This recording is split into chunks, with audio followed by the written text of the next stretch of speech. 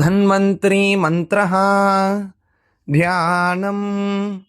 अच्युतानंद गोविंद विष्णो नारायणामृता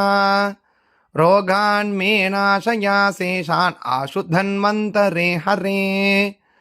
आरोग्यं दीर्घमायुष्यं बलं तेजो धियं श्रियं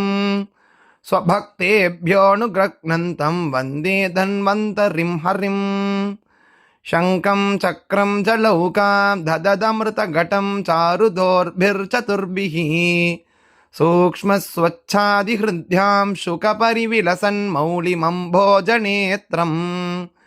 कालाम्बोदोज्ज्वलाङ्गं